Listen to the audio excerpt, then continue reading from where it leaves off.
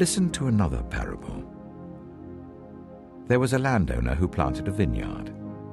He put a wall round it, dug a winepress in it, and built a watchtower.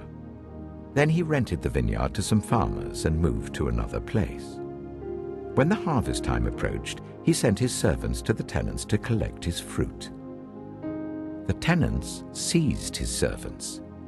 They beat one, killed another, and stoned a third. Then he sent other servants to them, more than the first time, and the tenants treated them in the same way. Last of all, he sent his son to them.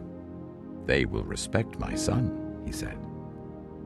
But when the tenants saw the son, they said to each other, "This is the heir. Come, let's kill him and take his inheritance." So they took him and threw him out of the vineyard and killed him. Therefore, when the owner of the vineyard comes, what will he do to those tenants?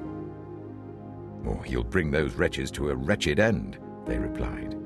"And he will rent the vineyard to other tenants who will give him his share of the crop at harvest time."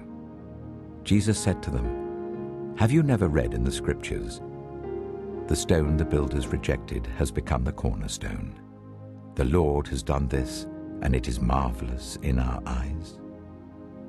Therefore I tell you that the kingdom of God will be taken away from you and given to a people who will produce its fruit. Anyone who falls on this stone will be broken to pieces. Anyone on whom it falls will be crushed." When the chief priests and the Pharisees heard Jesus' parables, they knew he was talking about them. They looked for a way to arrest him, but they were afraid of the crowd because the people held that he was a prophet. Matthew chapter 22. Jesus spoke to them again in parables, saying, "The kingdom of heaven is like a king who prepared a wedding banquet for his son. He sent his servants to those who had been invited to the banquet to tell them to come, but they refused to come.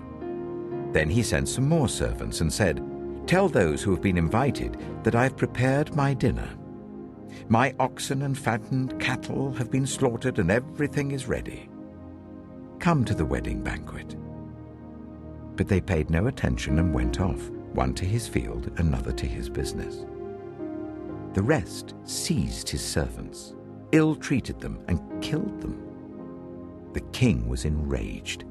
He sent his army and destroyed those murderers and burned their city.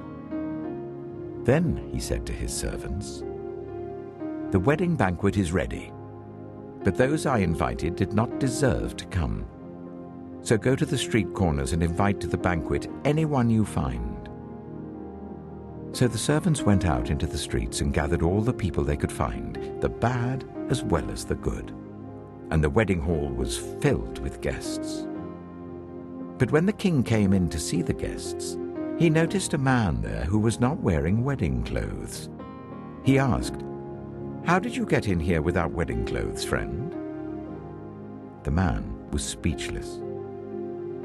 Then the king told the attendants, 'Tie him hand and foot and throw him outside into the darkness, where there will be weeping and gnashing of teeth. For many are invited, but few are chosen.'"